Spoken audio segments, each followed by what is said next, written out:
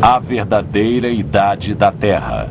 Versão brasileira Dublamix, Rio.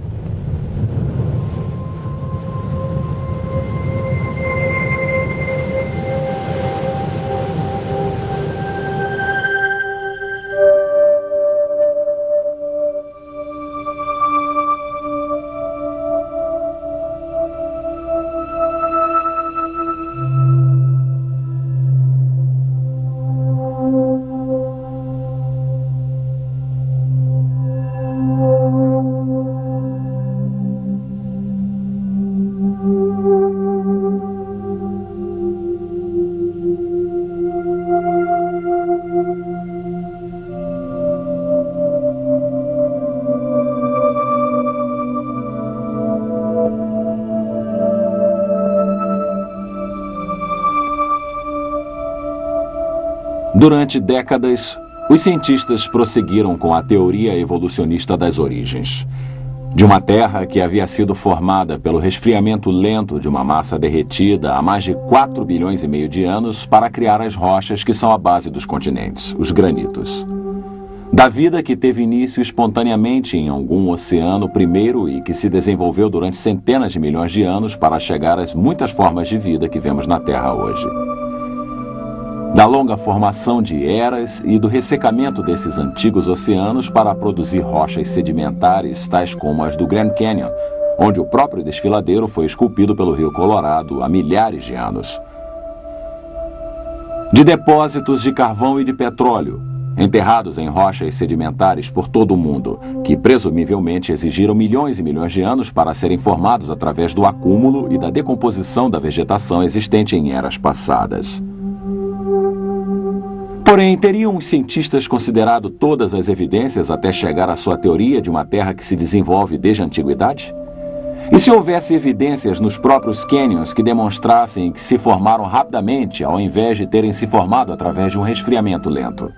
E se houvesse provas que essas formações sedimentares que compõem o Grand Canyon tivessem sido depositadas rapidamente ao invés de lentamente? E se houvesse provas de que o próprio cânion tivesse sido esculpido durante um breve período de tempo através de processos rápidos de erosão? E se houvesse evidências revelando que o carvão e o petróleo podem ser formados rapidamente e o fizeram recentemente? E se houvesse provas que os dinossauros não tenham vivido há milhões de anos, mas há apenas alguns milhares de anos? E se descobríssemos que as leis naturais, o elemento que une a moldura da teoria evolucionária, não podem explicar tudo sobre a história da Terra? Seríamos então forçados a pensar num outro modelo para a história da Terra. Modelo este que reconheceria a possibilidade de que os indícios de mudanças geológicas no passado tenham sido bem maiores do que os observados hoje. Em tal cenário, seria necessário muito menos tempo para que vários fenômenos geológicos ocorressem. Teríamos então todos os ingredientes para concluir que a Terra, na verdade, é bastante jovem. Há, porém, alguma evidência científica publicada que desafia a visão evolucionista de uma Terra antiga e apoia a visão de uma Terra jovem? O cientista Dr. Robert Gentry, enquanto trabalhava no Laboratório Nacional de Oak Ridge, no Tennessee, descobriu isso. Evidências publicadas que põem em dúvida o longo período de existência da Terra. Em 1977, a Rede de Comunicações de Pesquisas publicou um relatório especial de descobertas sobre os resultados das publicações científicas do Dr. Robert Gentry, caracterizando suas implicações conforme segue.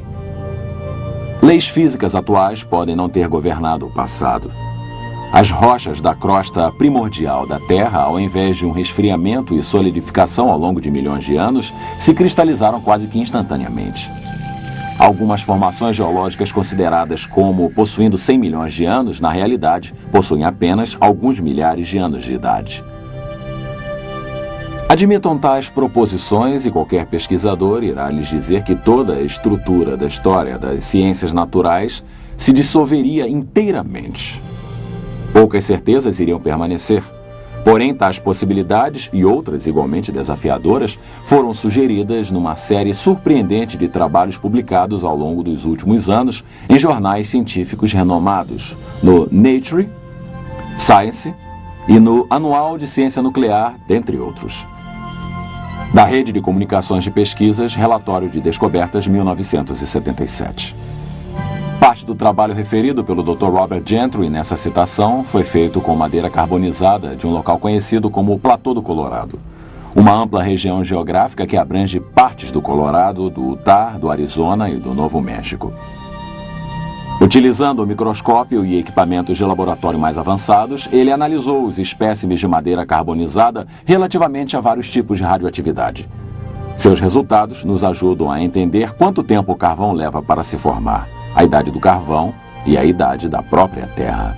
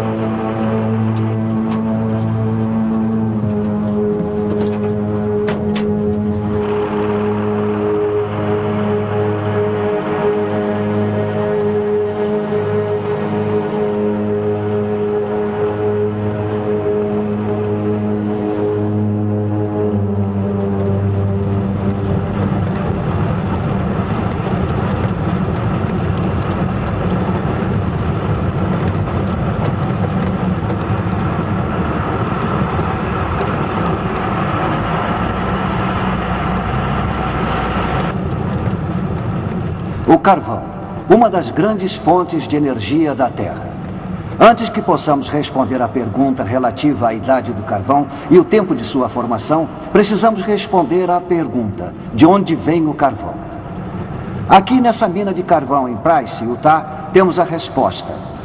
Aqui temos um tronco praticamente todo transformado em carvão. Há milhares de troncos assim nessa mina e em outras minas por aqui na região de Price. Este fato nos revela que se houver as condições corretas de pressão, de temperatura, de umidade e de tempo, essa madeira e outras vegetações irão se transformar em carvão. A pergunta seria: quanto tempo levou para que isso acontecesse? Robert Gentry e seu filho David, parceiro no trabalho de seu pai, exploraram a questão juntos. Para respondermos a essa pergunta, precisamos observar espécimes de madeira carbonizada de minas de urânio, ao invés de madeiras carbonizadas, como este tronco de uma das minas de carvão daqui, na região de Price, Utah. Esta amostra de um tronco de madeira carbonizada foi obtida em La Salle, Utah, de uma mina de urânio. Sua idade geológica presumível estaria em torno de 140 milhões de anos. Esta amostra de madeira carbonizada vem de uma mina de urânio numa região da montanha Temple, aqui em Utah. Sua idade presumível também é 140 milhões de anos. Porém, olhem como esta amostra se parece com esta outra de madeira. São praticamente idênticas. É interessante notar que esta outra amostra de madeira é derivada de uma madeira nova como esta, de algumas semanas atrás. Esta semelhança suscita uma importante questão. Seria realmente verdade que este pedaço de madeira carbonizada de La Salle, Utah, e essa madeira da montanha Temple, em Utah, tenham realmente 140 milhões de anos a mais do que esta amostra de madeira que David e eu recentemente obtivemos em uma de nossas experiências? Na verdade, não. Nestas e em outras amostras de madeira carbonizada de minas de urânio, há evidências surpreendentes que nos contam uma história um pouco diferente. Para observar tal evidência, é necessário que a amostra de madeira carbonizada seja montada em epóxi e então cortada e colocada em slides de vidro para observação no microscópio. No microscópio, podemos observar que essa coloração é produzida por partículas radioativas ejetadas de pequenos centros. Alguns são circulares e outros são elípticos, como podemos ver nessas fotografias. Estes halos circulares e elípticos necessitam uma sequência especial de eventos para serem formados. Na verdade, tão especial que eles destroem completamente a ideia sobre a idade antiga do carvão, e ao invés disso apontam para a formação recente do carvão em termos geológicos. Para explicar os halos, é necessário que numa determinada era, troncos saturados de água tenham sido enterrados no que atualmente são consideradas várias formações geológicas diferentes. O período Eoceno, Jurássico e Triássico. Mais tarde, soluções de urânio infiltraram os troncos saturados de água. E produtos decompostos do urânio, radioatividade, foram se alojar em pequenos locais em cada um desses troncos. Essa radioatividade se decompôs durante os próximos meses, até uns 6 meses, injetando partículas e produzindo regiões circulares danificadas de radiação, halos ao redor desses pequeninos pontos. Num corte transversal, eles parecem ser circulares. Eles foram formados pela decomposição do polônio circundante derivado da decomposição do urânio. Então houve uma compressão. Algo exerceu pressão na parte superior de todas essas formações. Os troncos foram comprimidos, e quando os troncos foram comprimidos, os halos foram comprimidos. Isso nos leva a um ponto importante. Nós sabemos que os troncos não se transformaram em carvão no momento em que houve a compressão. Aqui temos um pedaço de carvão. O carvão não é passível de ser comprimido, ele se esfacela, como facilmente podem observar.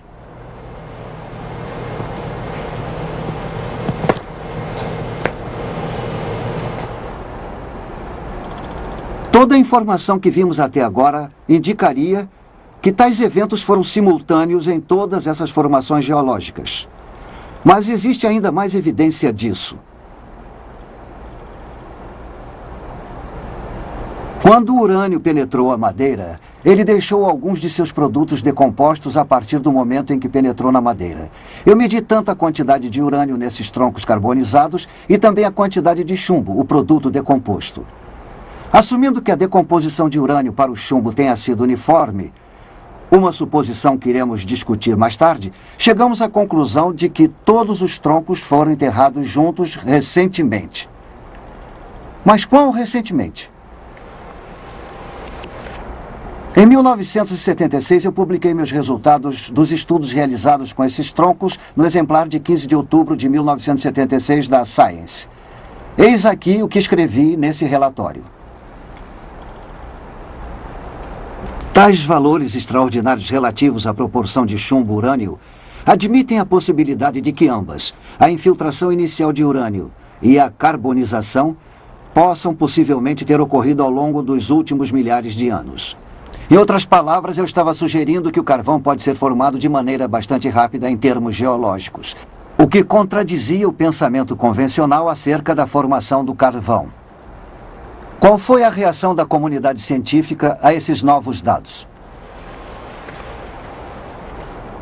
Eu recebi uma carta do professor Rafael Kasman, da Universidade Estadual de Louisiana, alguns meses após, datada de 27 de janeiro de 1997. Caro Dr. Gentry, eu venho pacientemente examinando a seção de cartas da Science desde a publicação feita pelo senhor e por seus colegas a respeito de seus achados sobre os radiohalos. O silêncio é surpreendente. Eu acho que pode ser interpretado como um silêncio de estupefação.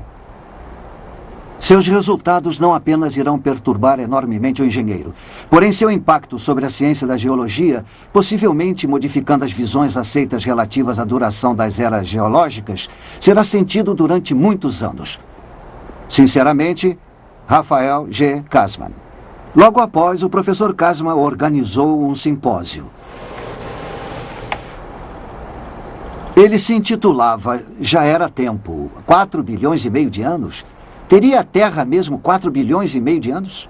Quando os resultados do simpósio foram relatados e publicados no exemplar de setembro de 1978 do GeoTimes, eis aqui o que ele dizia. Apesar dos depósitos de onde a madeira carbonizada tenha sido obtida sejam considerados como sendo pelo menos da era Cretácea e possivelmente das eras Jurássicas e Triássicas, a proporção entre o urânio 238 e o chumbo 206 deveriam ser baixas. Ao invés disso, foram encontrados halos com proporções de urânio-chumbo que variavam desde cerca de 2.200 até acima de 64.000.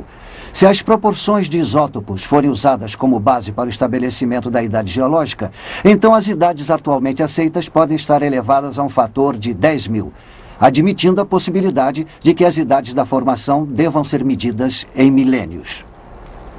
Traduzindo, isso significa vários milhares de anos para a formação do carvão e todas as formações geológicas. Tal afirmação permaneceu intacta e não foi refutada pela literatura científica desde sua publicação em 1976. E podemos, portanto, tirar mais conclusões a respeito dos dados.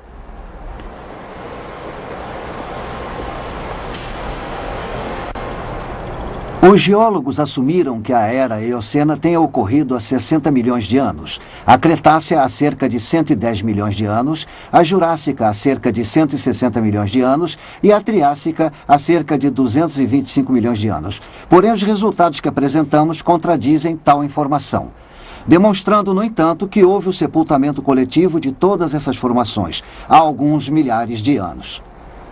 Tais resultados levam à origem e a idade do carvão onde for encontrado. Baía do Monte Catherine, Austrália.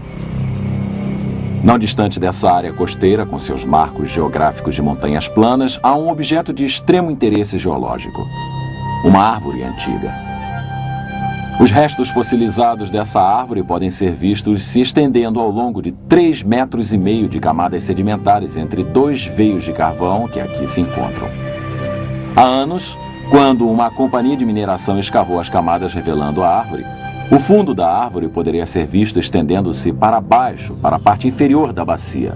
Desde essa época, a parte inferior da árvore se partiu e até agora a árvore, apesar de seu tamanho reduzido, se estende através de camadas que os geólogos normalmente consideram como tendo levado centenas de milhares de anos para se acumular. Porém, tais camadas não poderiam ter demorado um tempo tão longo para se acumular, porque a árvore teria apodrecido antes que os sedimentos tivessem tempo para se acumular ao seu redor. E então, esta árvore é o testemunho mudo para seu catastrófico sepultamento de pelo menos 2 sequências de depósito de cinzas vulcânicas. Como indicam as evidências, a árvore provavelmente foi enterrada numa série de erupções vulcânicas ocorridas em sequência num curto espaço de tempo. Talvez similar ao sepultamento catastrófico de milhares de árvores no Monte Santa Helena, no estado de Washington. Porém, se o carvão se formou rapidamente, esperamos encontrar locais onde os geólogos encontraram grandes dificuldades para explicar sua origem através do lento acúmulo da vegetação. Então vamos observar de perto as evidências para a formação do carvão conforme ocorre nessa espetacular bacia hidrográfica do rio Powder em Wyoming e Montana. A mina aberta de carvão Amax Eagle Beauty, perto de Gilead, Wyoming, expõe as vastas reservas de carvão que se tornam visíveis através do método de minas com faixas abertas utilizado aqui. A mina Eagle Beauty se compõe de camadas de carvão ou veios com espessuras que atingem 40 metros. A mina Eagle Beauty faz parte de um veio de carvão bem maior, conhecido como Bacia do Rio Powder. Essa reserva gigantesca de 16.000 km², situada entre as montanhas Black, a leste de South Dakota, e as montanhas Bighorn, a oeste, se estendem ao norte para o rio Yellowstone, em Montana, e ao sul para Casper, Wyoming. A imensidão dos depósitos de carvão da bacia do rio Powder atraiu a atenção dos geólogos durante décadas. Tal interesse foi documentado no principal exemplar da revista Earth, em maio de 1993. O artigo Carvão do Rio Powder, Enigma Geológico, Dilema Ambiental, que incluía as seguintes afirmações. Os veios de carvão do Rio Powder são extremamente espessos e não toldados por outros materiais. Geralmente, sedimentos não desejados, tais como o barro, são despejados nos depósitos antes que os veios de carvão se tornem espessos. Porém, o carvão do Rio Powder se acumula em imensas faixas, algumas com mais de 65 metros de espessura. Esses veios se estendem por enormes distâncias, seguindo bacia acima e abaixo. Tem centenas de quilômetros de comprimento. Tem 80 quilômetros de largura, diz James McClurg, um geólogo da Universidade de Wyoming. Não são pequenos depósitos de 1 ou 2 acres, são coisas imensas. McClurg, que estudou a bacia por mais de uma década, diz que não há outro lugar no mundo que tenha tantos veios com 15 ou mais metros de espessura. Porém, a bacia do rio Pounder não é apenas uma fonte de recursos econômicos. Para os geólogos, ela é também um intrigante enigma científico. Os geólogos vêm estudando a bacia há mais de um século, essencialmente para responder a uma pergunta frustrante: como os veios se tornaram tão maciços? Ou mais precisamente, por que os veios não diluíram pelo influxo de barro e de outras impurezas antes de se tornarem espessos? Conforme diz McClurg, como é que as coisas permaneceram constantes para que se tenha 65 metros de carvão? A gênese de qualquer tipo de carvão requer uma sequência precisa de eventos, no entanto. Se não houver todos eles, não se obtém o carvão, explica McClurg. E para obtermos veios com mais de 65 metros de espessura, com baixa impureza e com pouco enxofre, é um feito surpreendente. Ele acrescenta: seria como se colocássemos uma venda, rodopiássemos e atingíssemos o centro de um alvo 100 vezes seguidas. Então, se o carvão não se formou lentamente, há alguma experiência de laboratório que demonstre que ele pode se formar rapidamente? Nesta demonstração, Robert e David Gentry começam a responder essa pergunta. Anteriormente, pegamos e colocamos um pedaço de madeira como este num tubo de aço. Adicionamos água.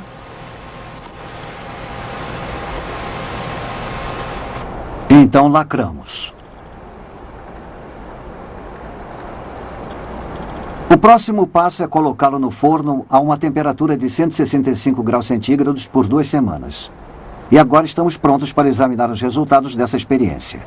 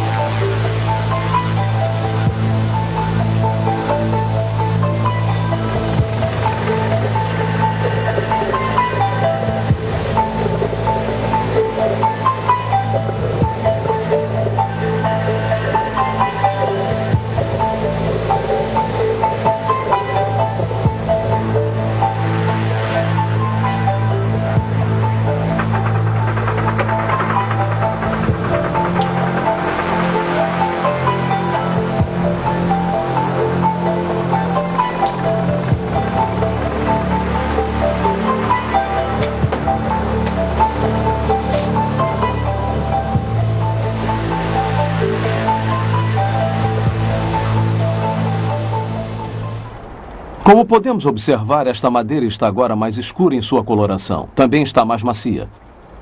Uma reação química entre o vapor e a madeira sob pressão fez com que tais mudanças ocorressem. Esta amostra ainda não é carvão. Mas, na realidade, o processo de transformação em carvão foi iniciado. A questão é: o carvão irá ser o resultado obtido se essa experiência ou uma variação se prolongar por um período mais longo? Os cientistas do laboratório Argonne responderam a essa pergunta através de uma série de experiências realizadas na década de 80. Um dos primeiros relatórios acerca de seu trabalho foi publicado na revista Notícias de Química e Engenharia, no exemplar de 21 de novembro de 1983. Na página 42 da revista, lemos a seguinte citação: químicos do Laboratório Nacional Argonne conseguiram criar um tipo de carvão artificial de materiais naturais existentes. O processo é bem menos complicado do que era anteriormente imaginado ser necessário e fornece um novo entendimento acerca da estrutura do carvão e de como alterá-la. Posteriormente, quando o relatório foi publicado no jornal científico Geoquímica Orgânica, o jornal inglês de ciências Nature informou o sucesso que obtiveram ao realizarem tal experiência. Na página 316 do jornal Nature, de 28 de março de 1985, lemos o seguinte: Winans e seus colegas do Laboratório Nacional Argonne levaram menos de um ano para preparar um carvão sintético inteiramente caracterizado. O material que produzem não pode ser distinguido do carvão verdadeiro através de todas as técnicas aplicadas até o momento, e sua síntese suscita muitas questões interessantes a respeito da química do carvão. Para entender seus resultados, vamos primeiramente falar sobre a estrutura básica da madeira. Os dois principais componentes da madeira são celulose e lognina. A lognina age basicamente como um agente de união para as fibras da celulose. Diversas variações da experiência de Argonne foram realizadas, porém a fórmula de sucesso combinava lognina e barro com o calor.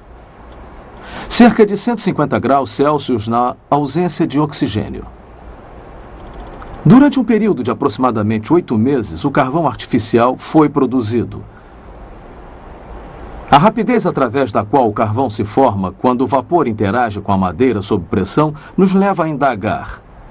Poderia o vapor ou a água quente também produzir a rápida transformação de matéria orgânica em petróleo?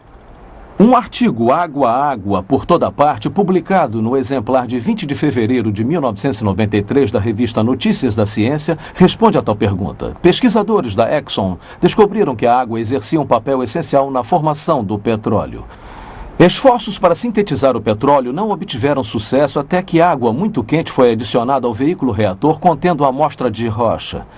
Quando isso foi feito, uma camada de petróleo foi encontrada na superfície da água no final da experiência. Tal resultado prova que há um caminho alternativo para a produção de petróleo na Terra, com a água superaquecida representando um papel determinante. O artigo indicava que essa descoberta poderia entrar em choque com as ideias estabelecidas sobre a formação do petróleo. Na verdade, no entanto, outros acontecimentos naturais já estão indo de encontro a teorias convencionais. Por incrível que pareça, certos pesquisadores aqui na Universidade Estadual de Oregon publicaram relatórios demonstrando evidência de formação de petróleo atualmente na bacia Guayamos, no Golfo da Califórnia. Atualmente no Golfo da Califórnia, numa profundidade de 2.000 metros do nível da água, há um depósito de sedimentos orgânicos derivados de algas marinhas e outras fontes orgânicas. Abaixo do depósito, a água superaquecida está sendo pressionada para cima de uma profunda fonte de calor através desses sedimentos. O petróleo está sendo formado pela interação de sedimentos orgânicos com a água superaquecida. Esse petróleo hidrotérmico da bacia de Guayamos, na verdade, não pode ser distinguido do petróleo cru retirado de poços perfurados em outros locais na Terra. A implicação de tal descoberta não pode ser superestimada. A possibilidade existe de que a gênese dos reservatórios de petróleo cru abundantes através do mundo talvez seja explicada por um processo hidrotérmico similar ao que acontece na bacia de Guayamos. Porém, ao invés de uma dispersão aberta de petróleo diretamente para a água do mar, um sistema fechado poderia facilmente ser visualizado onde um reservatório de petróleo cru poderia ser coletado. É concebível que um grande dilúvio universal tenha sido essencial na produção das enormes reservas de petróleo do Oriente Médio e de outros locais. A vasta quantidade de vegetação coberta por tal inundação, misturada a uma água superaquecida, como a detectada na bacia de Guayamos, poderia produzir petróleo nos volumes que vemos hoje em dia. Dependendo das condições de sepultamento, a matéria orgânica se transformaria em petróleo ou em carvão. Há algum modelo em nossa história que incorpore essas características? Um modelo que permita a formação das grandes reservas de carvão e de petróleo da Terra num período mais curto de tempo do que previamente se estimava ser possível? Que tal um modelo baseado no registro da história da Terra fornecido em Gênesis? A Bíblia descreve a Terra sendo criada há cerca de 6.000 anos. Uma terra originalmente coberta por vegetação viçosa e depois devastada por um dilúvio universal cerca de 1.700 anos mais tarde. Essa escala de tempo certamente se encaixa com todas as descobertas científicas que citei. E, igualmente de forma assertiva, a água cobriu um dia a nossa Terra. Em 1927, Noel Odell descobriu fósseis marinhos de conchas localizados perto do topo do Monte Everest. Montanhas surgindo das águas é como a Bíblia descreve o fim do mundo pelo dilúvio. De acordo com essa descrição, as conchas próximas ao topo do Monte Everest não são uma surpresa. E o carvão e o petróleo? Seriam eles um resultado da devastação rápida e do sepultamento da vegetação por um dilúvio universal? Se for, que dilúvio universal poderia ter causado este sepultamento tão rápido? A Bíblia fala de fontes das profundezas vindo à tona e menciona erupções vulcânicas e de bacias oceânicas pré-diluvianas. Isso é significativo, porque pesquisadores do oceano recentemente encontraram uma área no soalho do Oceano Pacífico com uma concentração de mais de 1000 vulcões. O tamanho dessa área é aproximadamente o mesmo do estado de Washington. Pesquisas adicionais do soalho marinho podem fundamentar ainda mais tais descobertas. A probabilidade de uma maciça atividade vulcânica durante o dilúvio bíblico nos leva a pensar numa das mais famosas erupções vulcânicas dos tempos modernos. No dia 18 de maio de 1980, um gigantesco desabamento de terra na face norte do Monte Santa Helena, no estado de Washington, foi acompanhado de uma explosão equivalente a 20 milhões de toneladas de TNT.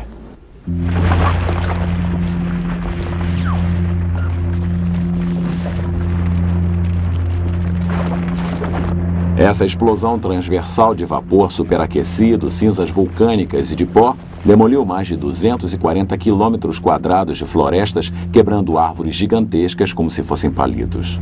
Os escombros do deslizamento de terra mergulharam no Lago Spirit, criando um colossal canal que cobriu a parte lateral da montanha a mais de 270 metros acima de seu nível antes da erupção. Uma espessura de 100 metros de novos sedimentos foram jogados no lago, fazendo com que seu nível de superfície ficasse 80 metros mais alto do que antes da erupção. Um número maciço de árvores arrancadas pela explosão foram levadas para o Lago Spirit através do gigantesco canal. A força catastrófica da água acumulando-se e levando consigo enormes quantidades de vegetação pode ser vista aqui. Os troncos que flutuam no Lago Spirit representam apenas a metade de seu volume original, porque a outra metade submergiu para o fundo. Se o Monte Santa Helena tivesse entrado em erupção debaixo d'água, enormes ondas, centenas de vezes maiores do que o canal do Lago Spirit, teriam feito com que o material da erupção fosse levado por grande parte da Terra antes de se acomodar. Se milhares desses vulcões estivessem ativos, podemos começar a imaginar o efeito destrutivo que um dilúvio universal poderia causar na topografia da superfície da Terra. Isso nos leva a perguntar: poderia um dilúvio universal, conforme descrito na Bíblia, ser capaz de explicar outros fenômenos geológicos, tais como o Grand Canyon? Alguns geólogos de bom grado acreditariam que os depósitos sedimentares foram assentados há milhões de anos. Mas o que querem que acreditemos não é absolutamente verdade. Acontece que a geologia do Grand Canyon se adapta a um modelo baseado na ocorrência de um grande dilúvio universal. Numa tentativa de se saber de onde vieram as águas do dilúvio, para onde foram depois do dilúvio e que acontecimentos geológicos ocorreram durante o dilúvio, procuramos Dr. Walter Brown, ex-chefe de estudos científicos e tecnológicos na Universidade de Guerra Aérea e um professor assistente da Academia da Força Aérea dos Estados Unidos. Seu desenvolvimento da teoria da hidroplaca fornece ao subsídio que desvenda muitos mistérios acerca do dilúvio e seus efeitos. Podemos ver em nosso planeta 17 características estranhas que agora podem ser sistematicamente explicadas com o resultado de uma inundação global cataclísmica, cujas águas surgiram de câmaras subterrâneas com uma liberação de energia que excederia a explosão de 10 bilhões de bombas de hidrogênio. Essa explicação nos demonstra com que velocidade as grandes montanhas são formadas. Ela explica os depósitos de carvão e de petróleo, o rápido afastamento continental, porque os soalhos marinhos possuem valas e centenas de desfiladeiros de vulcões. Ela explica a formação da camada estratificada e os registros de fósseis, as chamadas eras glaciais e os principais desfiladeiros em terra, principalmente o Grand Canyon. A era pré-diluviana provavelmente era constituída de um enorme supercontinente contendo uma vegetação viçosa, mares, rios e pequenas montanhas. De acordo com a teoria da hidroplaca, a era pré-diluviana possuía uma grande quantidade de água subterrânea, mais ou menos a metade da que hoje em dia temos em nossos oceanos. Esta água ficava em câmaras interligadas, formando uma fina casca respiradora, mais ou menos uns 800 metros de largura, talvez uns 16 quilômetros abaixo da superfície da Terra. O aumento da pressão na câmara de água subterrânea expandiu a crosta acima. É uma pressão exuberante, que é quando a pressão interna aumenta. A falha na crosta começou com uma rachadura microscópica que cresceu em ambas as direções, quase a 5 quilômetros por segundo.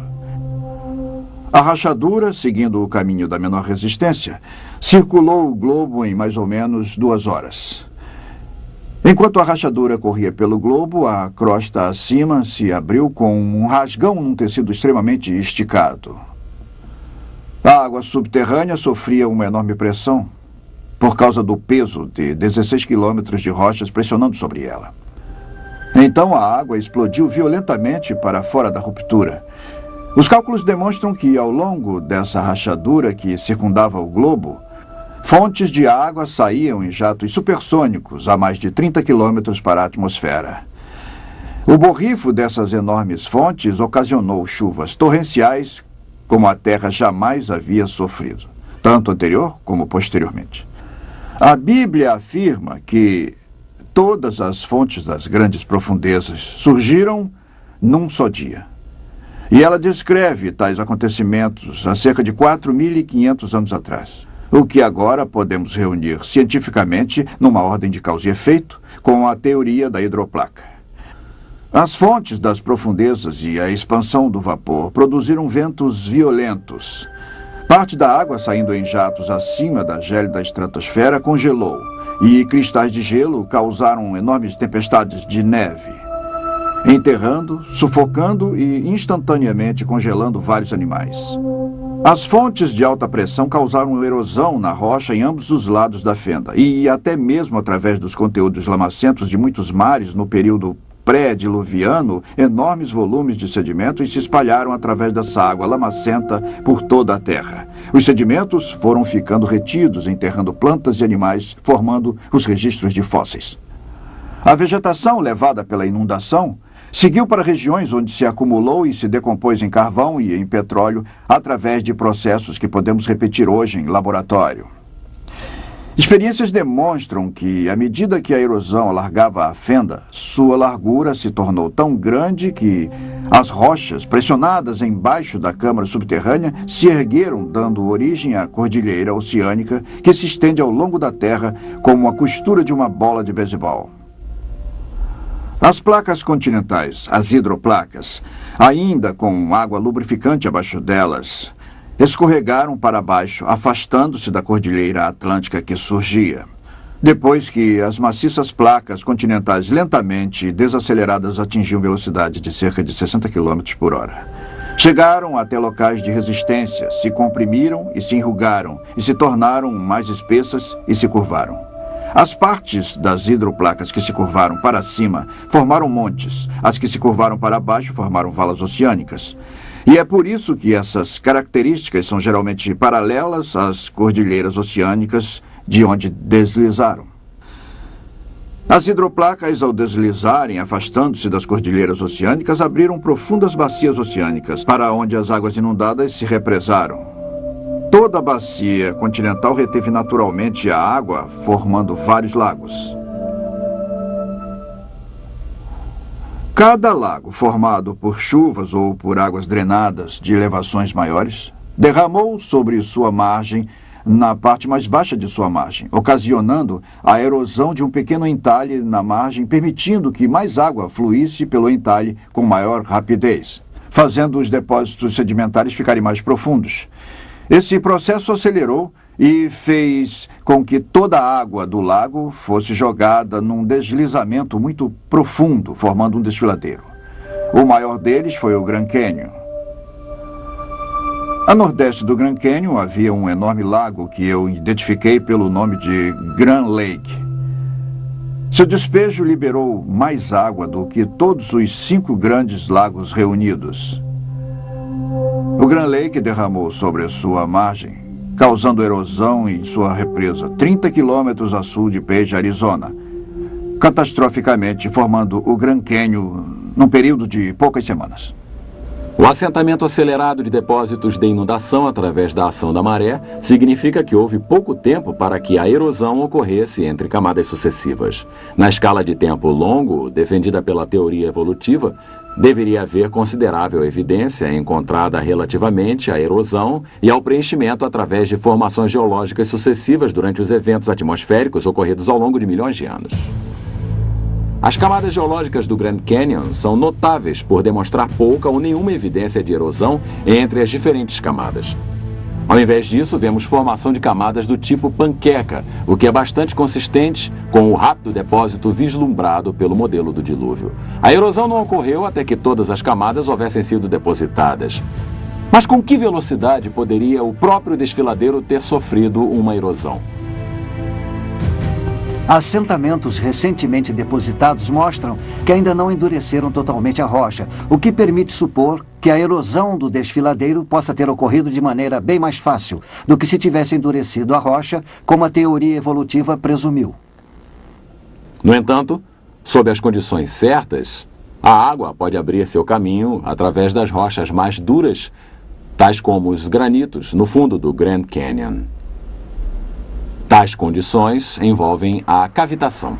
Cavitação é o processo de pulverização da rocha associado com fluxo de águas maior do que 30 metros por segundo. À medida que a água flui através das formações irregulares até o canal do leito rochoso, bolhas de vácuo são produzidas, provocando golpes na superfície do leito rochoso, literalmente convertendo as rochas em pó. Um exemplo moderno da rápida erosão do leito rochoso através da cavitação nos vem da represa Glen Canyon, no Rio Colorado, pouco acima do Grand Canyon. O excesso de neve vindo da alta região da parte superior da bacia do Colorado no final da primavera de 1983 ocasionou um vazamento excessivo que despejou águas no Lago Powell, a velocidade de até 50 mil metros cúbicos por segundo. Esse despejo acelerado ameaçou inundar a represa Glen Canyon. Para controlar esse acúmulo de despejo de água, a hidroelétrica funcionou a toda capacidade, liberando 9 mil metros cúbicos de água por segundo através de suas turbinas. E então os escoadouros foram abertos para liberar mais 5 mil metros cúbicos por segundo. Isso ainda não foi o suficiente. A situação de emergência exigiu que os engenheiros arriscassem os danos causados pela utilização do túnel de escoamento e, em 15 de junho, o túnel de escoamento de 13 mil metros de diâmetro foi aberto para fazer escoar mais 4 mil metros cúbicos de água por segundo, o que foi então elevado para 6 mil metros cúbicos por segundo. Então, no dia 28 de junho, o fluxo foi aumentado para 10 mil metros cúbicos por segundo. A essa altura, a água que saía pelo túnel se tornou mais violenta e vibrações notórias no solo, como terremotos, foram sentidos pelos engenheiros. Grandes blocos de concreto e pedras do rio foram arremessados pelo túnel de 13 metros de diâmetro. Após o fechamento do túnel de escoamento, a equipe de pesquisa descobriu extensos danos causados por cavitação. A forração de reforço do túnel, feita com concreto com 1 metro de espessura, fora penetrada formando enormes valas. Numa junção onde o túnel jorra para fora, um buraco com 10 metros de profundidade, 50 metros de extensão e 13 metros de largura foi feito na forração, chegando até o leito composto de areia vermelha e de pedras. Para encher tal buraco, foram necessários 20 mil metros cúbicos de concreto. O processo de reparo do enorme buraco demonstra a vasta extensão dos danos. A velocidade da erosão no tubo de escoamento da represa de Glen Canyon ocorreu com grande rapidez durante o período em que a água de cor avermelhada apareceu e vibrações do solo foram ocasionadas. É possível que a cavitação estivesse pulverizando concreto, aço e areia proveniente de pedras a velocidade de 330 metros cúbicos por segundo durante o período de pico da erosão. Os efeitos destruidores da cavitação na represa de Glen Canyon nos demonstra que o Grand Canyon pode ter sofrido uma erosão bastante rápida através da liberação súbita de um enorme volume d'água acima do desfiladeiro. Mas de onde teria vindo a água e o que ocasionou sua liberação repentina? Os estudos do Dr. Brown sobre o Grand Canyon fornecem uma das melhores respostas. A maioria das pessoas aprende que o poderoso Rio Colorado esculpiu o Grand Canyon há milhões de anos. Porém, se as pessoas pudessem estudar o Grand Canyon de um avião, elas poderiam ver sua imensidão e o quão pequeno aquele rio realmente é em relação ao próprio Canyon. Não existe rio na Terra que possa esculpir esse enorme buraco no solo, mesmo que ao longo de bilhões de anos.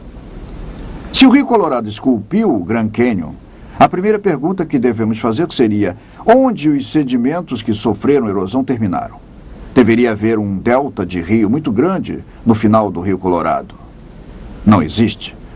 Além do mais, os geólogos não conseguem localizar nenhum delta de rio perto dessa região do mundo. Então, precisamos nos perguntar onde foram parar os sedimentos. Em vários locais dessa plataforma, que está diante do Grand Canyon, há pequenas montanhas ou picos. Suas camadas nos revelam uma história fascinante. As camadas se alinham umas com as outras, então, obviamente, elas um dia estiveram ligadas. Algo deve ter surgido e retirado uma camada de vários metros de espessura de um material menos rígido, que estava onde estamos agora. Então temos que explicar onde foram parar não só os detritos do interior, o vasto desfiladeiro de 320 quilômetros, porém também onde foram parar os milhares de metros de sedimentos que um dia estiveram acima de onde estamos agora e se espalharam por dezenas de milhares de quilômetros quadrados. Esta formação em especial, chamada de Red Butte, não apenas possui algumas dessas camadas horizontais, mas existe outra revelação em seu topo. A camada superior é de derramamento de lava, e a lava só derrama morro abaixo.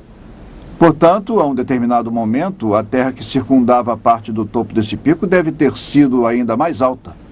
Então, novamente, onde foram parar os sedimentos? O Grand Lake inundou e causou erosão catastrófica em sua represa, formando o Grand Canyon a sudoeste, num período de poucas semanas. Um outro grande lago pós-dilúvio que os geólogos reconhecem como tendo existido perto daqui seria o Hope Lake. À medida que o Grand Lake catastroficamente transbordou, eu acredito que tenha causado erosão na margem oeste do lago Hope, fazendo com que ele também transbordasse. Onde foi parar todo o sedimento? Foi levado para a região sul do Arizona, parte da Califórnia e Nevada rapidamente. As evidências que apoiam o dilúvio mundial descrito pela Bíblia há cerca de 4.300 anos estão aumentando. Quanto ao Grand Canyon, o dilúvio explica como as camadas sedimentares foram rapidamente depositadas enquanto as águas subiam, e como rapidamente sofreram erosão à medida que a água baixava. Nós também vimos onde foram parar os sedimentos. E assim como observamos provas do rápido sepultamento de vegetação pré-diluviana para produzir o carvão e o petróleo que temos hoje, veremos agora evidências fósseis do sepultamento rápido de formas de vida pré-diluvianas. De fato, as mais surpreendentes provas do depósito rápido de sedimentos da inundação vêm de fósseis bem preservados encontrados em certas regiões da Terra. Talvez as melhores provas fósseis do sepultamento rápido de plantas e da vida marinha esteja no sudoeste do Wyoming, no Monumento Nacional Fossil Butte. Durante os últimos 100 anos, cientistas e colecionadores particulares coletaram milhares de fósseis totalmente conservados para a ciência no interior do monumento. Aqui mesmo em Fossil Butte, existe uma surpreendente coleção diversificada de fósseis de tartarugas, folhas de palmeiras, crocodilos, folhas, insetos, galhos com frutos ainda intactos. Existem até fósseis de arraias, cujo esqueleto e cartilagens sabemos que se desintegram rapidamente, provando que todas essas formas de vida foram enterradas de maneira realmente rápida. Mas isso não é tudo. Talvez a mais espetacular evidência do sepultamento rápido de todos os fósseis dentro do monumento sejam os bilhões de mais de 20 espécies de peixes. Esta rocha de lava que está no centro de visitantes do monumento, que mede cerca de 3 metros por 1,5 metros, demonstra de maneira vívida alguns exemplares de tal número. De maneira espantosa, muitos dos peixes não apenas retiveram todo o seu esqueleto, porém seus dentes, suas delicadas escamas e a pele também. O vasto número de fósseis em Fossil Butte apresenta para os geólogos evidências para a solução de vários mistérios. Com 2 títulos, Condições Ideais para a Criação de Fósseis e Mistérios Não Solucionados, o catálogo do Serviço Nacional de Parques sobre Fossil Butte revela as contradições que resultam quando utilizamos uma escala de tempo de antiguidade para explicar o sepultamento rápido. De um lado, especula sobre a existência de um lago onde muitos animais e plantas provavelmente tenham morrido de morte natural. Por outro lado, as evidências nos forçam a concluir que em diversas ocasiões, um enorme número de peixes foi morto repentinamente. A publicação equaciona essas diversas ocasiões de sepultamento rápido pela precipitação de carbonato de cálcio. a camada primária de rochas que envolve os fósseis ano após ano durante centenas de milhares de anos. Este é um cenário realmente inacreditável. Que essa enorme quantidade de peixes tenha se reproduzido num curto período de tempo para ser varrido por uma catástrofe subsequente, aproximadamente um ano depois, e que isso tenha se repetido por centenas de milhares de vezes. Os paleontólogos deveriam ter notado há muito tempo a falácia de tal cenário. Pelo menos se não houvesse outro motivo, observando a bela folha de palmeira totalmente preservada, porque simplesmente as palmeiras não crescem na água e suas folhas não são arrancadas por brisas. Somente uma catástrofe de enormes proporções pode ser responsável pelos fósseis totalmente preservados de Fossil Butte. As rochas que lá existem são como a maioria das rochas do Grand Canyon, primariamente compostas de carbonato de cálcio. Todas tiveram uma origem comum: a erupção de gases vulcânicos com lodo sendo arremessado da bacia dos oceanos pré-diluvianos. Essa base comum, unida às evidências de depósito rápido e ao sepultamento, nos revelam simplesmente que Fossil Butte e o Grand Canyon seriam originários do mesmo acontecimento avassalador, a catástrofe do Grande Dilúvio Universal. Mas haveria alguma outra evidência confirmatória de que Fossil Butte tem apenas a idade do dilúvio? A resposta é sim. Os geólogos repetidamente identificaram o sítio geológico de Fossil Butte como pertencente ao período Eoceno, que eles imaginam tenha ocorrido de 50 a 60 milhões de anos. Porém, já vimos através de meu estudo sobre madeira transformada em carvão que o período Eoceno se encaixaria no quadro da Era do Dilúvio Universal, somente há alguns milhares de anos. Não há dúvida de que o acontecimento total de Fossil Butte se encaixe no quadro de um dilúvio universal e de uma Terra com idade ainda jovem. E ainda mais, nem tudo foi enterrado no primeiro dia do dilúvio.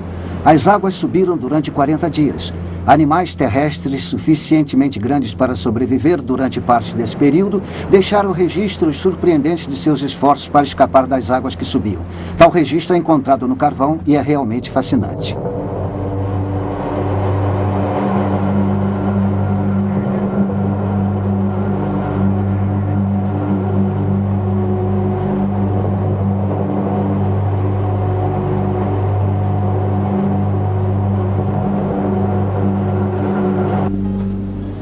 Pegadas de dinossauros no carvão? Impressionante, extraordinário. Como foram parar aí?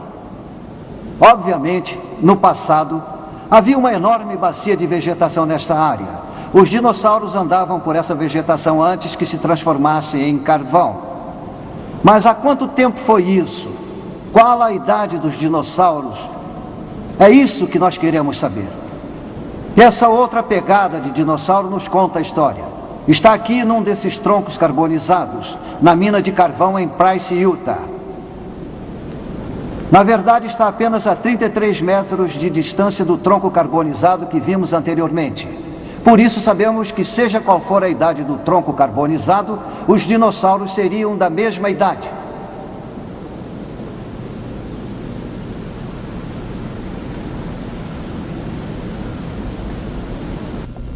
Na mina de carvão nós vimos duas pegadas de dinossauros.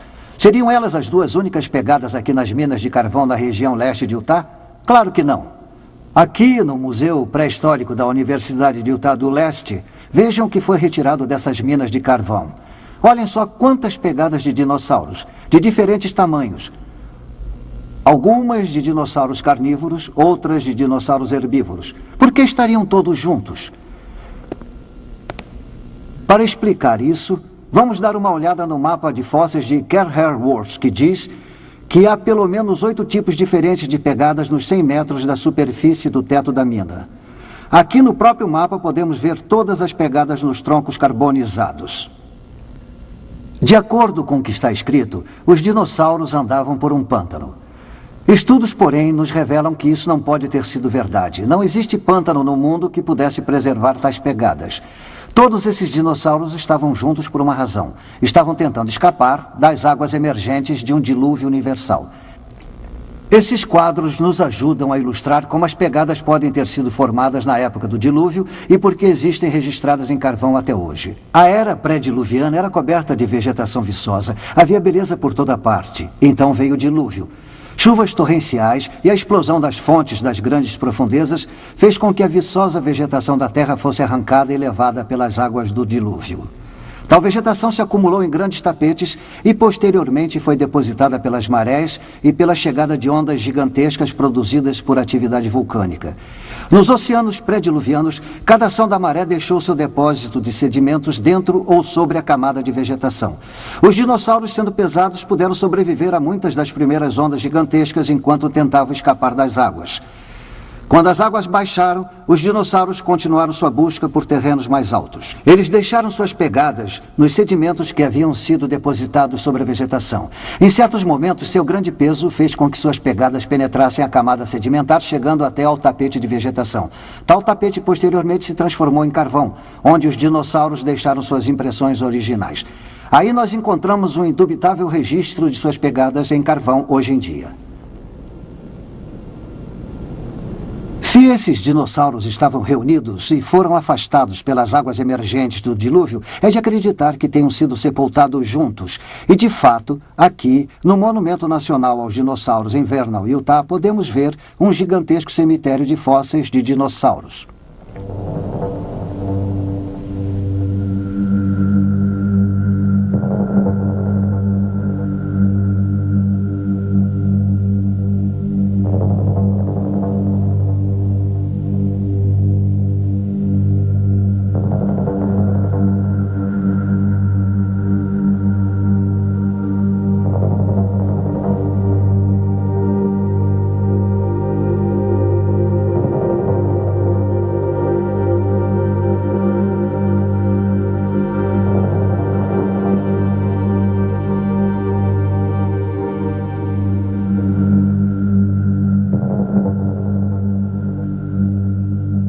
Vamos tirar algumas conclusões acerca da idade dos dinossauros e da idade dos peixes encontrados no Monumento Nacional de Fossil Butte. Aqui no Monumento Nacional aos Dinossauros, há uma placa que diz que esses ossos de dinossauros têm a idade de 145 milhões de anos, a chamada Era Jurássica. Porém, sabemos que isso não pode ser absolutamente verdade. Vocês lembram de nossos resultados a respeito da madeira carbonizada? Ali nós encontramos o desmoronamento das eras geológicas. A Era Eocena, a Cretácea, a Jurássica e a Triássica. Nós descobrimos que todas elas estariam reunidas há apenas milhares de anos. Os fósseis de peixes no período Eoceno, os dinossauros nos períodos Cretáceo, Jurássico e Triássico. Tudo isso é descartado para ter acontecido há apenas alguns mil anos, durante a época do dilúvio universal. Essa evidência coloca em dúvida toda a teoria evolucionista acerca da origem e do desenvolvimento da vida. Mas alguém pode perguntar, a ciência não provou que os dinossauros viveram há centenas de milhões de anos? É exatamente o contrário, segundo as novas evidências descritas pelo Dr. Andrew Snelling, da Fundação Ciência Criacionista da Austrália. Este exemplar, de 19 de maio de 1995, do Jornal da Ciência, tem uma foto de uma abelha envolta em âmbar. Ela é similar ao espécime de abelha em âmbar dominicano que nós temos aqui. Os geólogos diriam que ambos os espécimes têm entre 25 e 40 milhões de anos de idade, mas isso seria um grande problema para eles, porque eu consegui extrair bactérias do abdômen da abelha, bactérias vivas. Esses resultados apoiam achados anteriores sobre mais de 100 tipos de bactérias de outros insetos. Algumas delas foram encontradas em dinossauros. Até agora, os cientistas evolucionistas achavam que tais bactérias eram devido à contaminação de laboratório. Eles não podiam acreditar que as bactérias pudessem sobreviver por dezenas ou centenas de milhões de anos.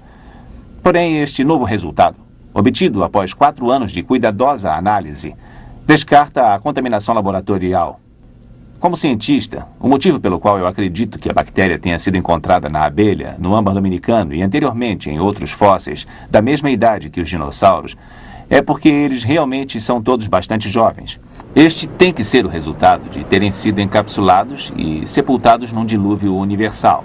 Um dilúvio catastrófico ocorrido há vários milhares de anos. Tudo isso está de acordo com as evidências sobre a pouca idade do carvão e do petróleo, conforme já vimos. E, claramente, estaria consistente com a visão de que as várias formas de vida encontradas na natureza seriam originárias dos eventos supernaturais criacionistas ocorridos há cerca de uns 6.000 anos. A essa altura, alguns podem indagar como é que esse resumo surpreendente poderia ser conciliado com a visão evolucionária da história da Terra. Eles podem perguntar, não sabemos através do estabelecimento da idade por radiomedição que as rochas do fundo da Terra, os granitos, foram formados repetidamente em eras em locais diferentes ao longo de bilhões de anos e eras evolutivas? E também não sabemos que utilizando esses mesmos métodos em fósseis e em rochas sedimentares, obtemos centenas de milhões de anos de idade? A resposta é claramente evidente para as duas perguntas. Tanto granitos quanto os fósseis não possuem a idade estampada neles quando são coletados. A idade antiga medida através do método de radiação, que os cientistas têm aceito há tanto tempo, jamais foi uma prática científica. Informações científicas derivam de experiências em laboratório. O estabelecimento da idade através da radiomedição é apenas um cálculo aritmético. Ele é composto de uma medição de laboratório. A quantidade de chumbo dividida pela quantidade de urânio. Ambas as quantidades são obtidas no laboratório. A outra variável é supostamente uma constante. Ela assume um índice constante de decomposição. A idade é então calculada como sendo o produto de tal constante vezes a razão. Só que a razão é medida em laboratório. Se esta constante aqui não for realmente uma constante, porém uma variável, então a idade não tem significado. O método de radiomedição não passa de uma ficção radiométrica.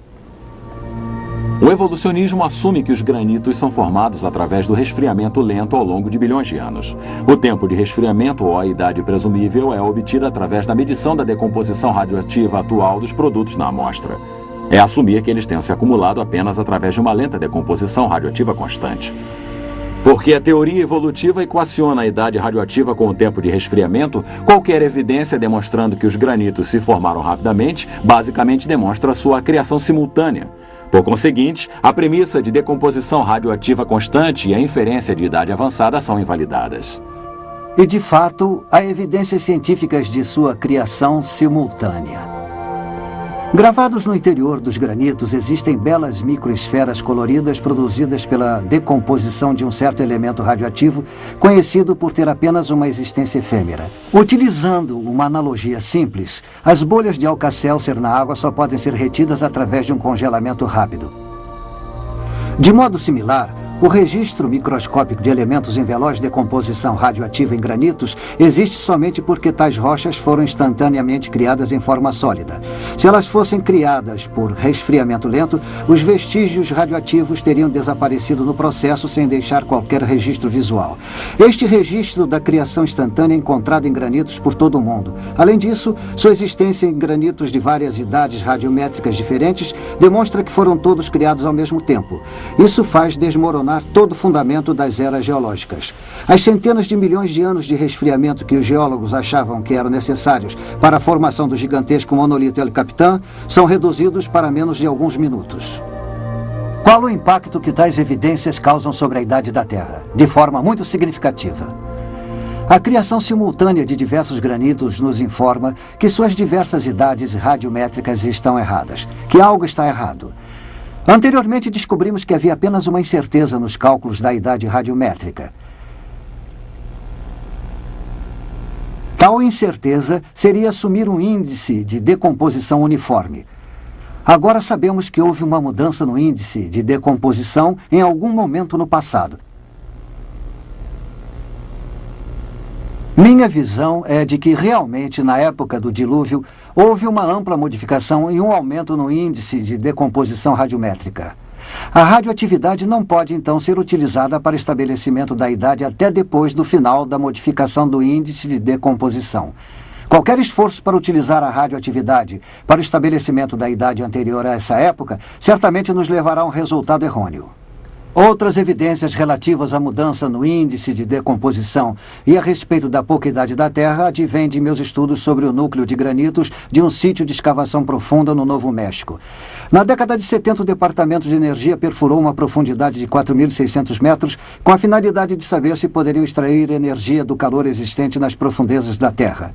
Eu retirei amostras de profundidades de 1.040 metros até os 4.600 metros.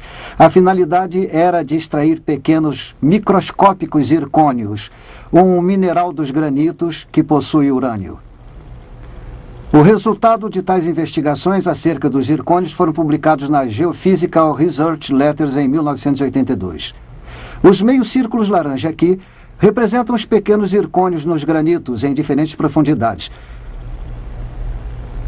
O primeiro, a 1040 metros, a uma temperatura de 105 graus centígrados, descendo até uma profundidade de 4.663 metros, a uma temperatura de 313 graus centígrados, 3 vezes o ponto de ebulição da água.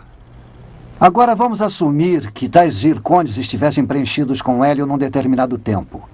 Os pontos acima dos zircônios representam a velocidade com que os zircônios perdem o hélio, nas diferentes profundidades. Obviamente, o mais aquecido com a maior profundidade irá perder o hélio com mais velocidade do que o mais alto a 1140 metros.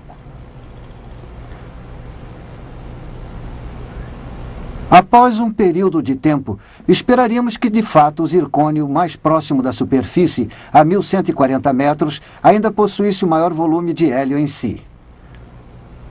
O outro, que se encontrava na maior profundidade, com a temperatura mais alta, teria agora a menor quantidade de hélio, bem pequena.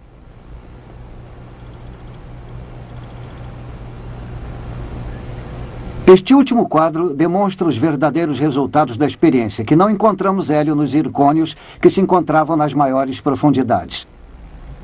Nós encontramos algum nas primeiras 3 profundidades, até 197 centígrados. Vamos parar um instante e ver se entendemos o que estaria acontecendo. O hélio estava sendo gerado à medida que o urânio se decompunha nos zircônios. Então, a quantidade de hélio nesses zircônios em diversas profundidades nos diz algo a respeito do tempo em que os granitos existem a essa temperatura em particular. O resultado físico real da experiência é apresentado no próximo quadro. Eles só serão significativos se fizermos uma comparação entre o que esperávamos encontrar se de fato a Terra tivesse 4,5 bilhões de anos.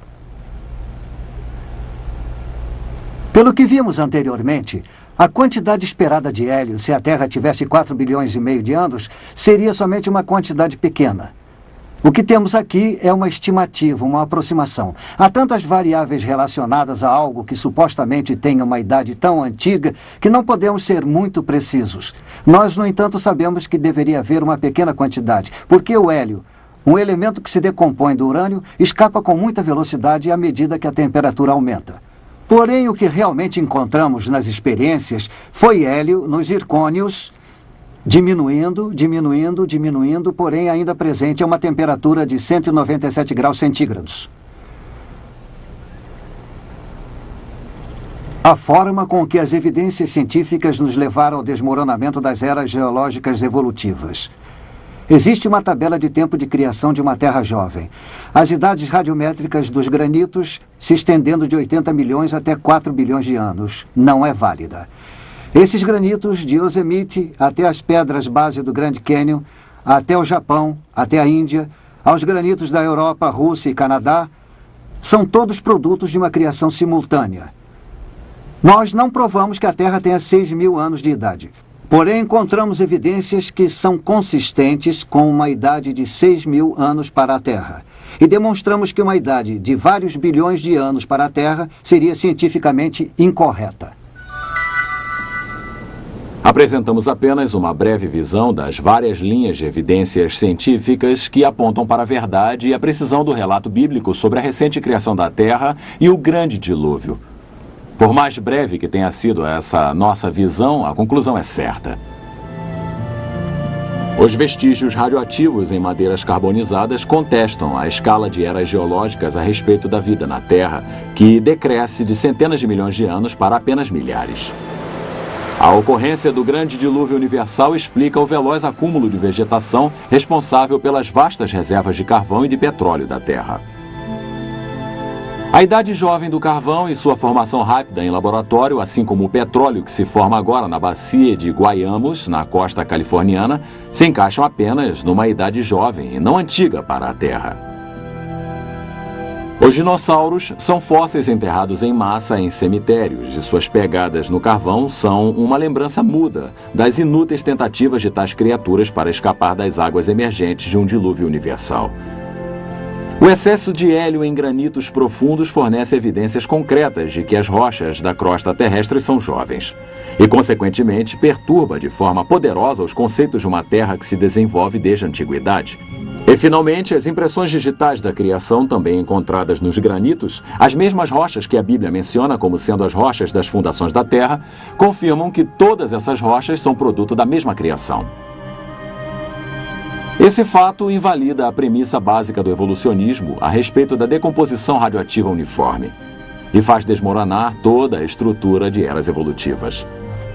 Necessitamos concluir, portanto, que a idade de 4 bilhões e 500 milhões de anos para a Terra, atribuída pelos evolucionistas, não passa de ficção científica. Antes de vislumbrarmos essas evidências, talvez poucos acreditassem que os monolitos de granito de Yosemite fizessem parte da origem da Terra há cerca de 6.000 anos. Isso é até compreensível, em virtude de vivermos num mundo secular dominado pela crença de que a ciência apoia a visão evolucionista de uma Terra antiga. Porém, agora que as provas a favor do criacionismo de uma Terra jovem expuseram o erro fundamental do evolucionismo, nos damos conta de que sempre houve uma ponte ligando a ciência com a criação bíblica. Por que não reconhecemos isso antes? Parece que ficamos ofuscados pela ideia de que poderíamos explicar toda a história da Terra através das leis naturais que atualmente vivenciamos.